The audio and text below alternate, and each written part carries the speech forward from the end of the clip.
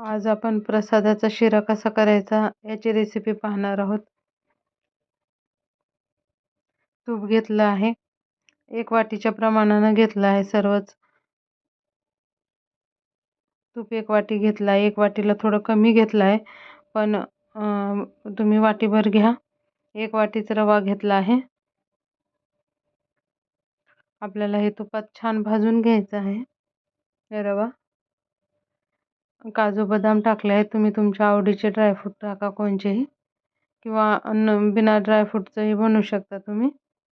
पण ड्रायफ्रूट घातल्यानंतर चव आणखी वाढते।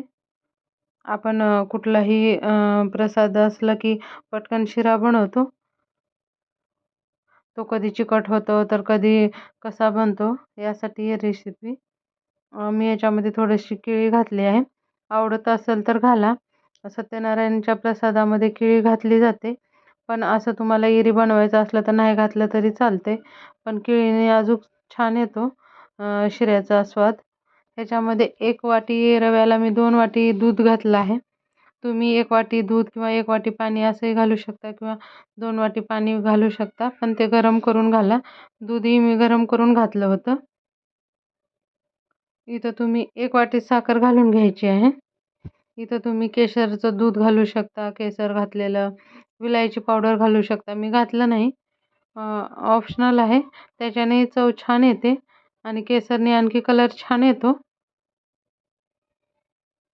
आणि प्रसादाचा शिरा आहे तर तुळशीचे पानं हे झालेच पाहिजे। तुळशीचे पानं शिरा बनवतानाही घाला आणि वरूनही ठेवा, छान दिसतं दिसायला पण। पाहू शकता आपला शिरा आता बनला आहे। आता 1-2 मिनिट वाफवून घ्यायचा आहे आपल्याला झाकण ठेवून।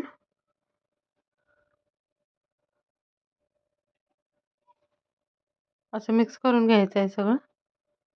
आता आपला शिरा वाफला आहे, पाहू शकता किती छान बनला आहे। जेवढा छान बनला होता तेवढाच खायला पण छान झाला होता चवीला। माझ्या रेसिपी आवडत असतील तर चॅनलला लाईक करा, शेअर करा, सबस्क्राईब करा। व्हिडिओ शेवटपर्यंत पाहिल्याबद्दल धन्यवाद।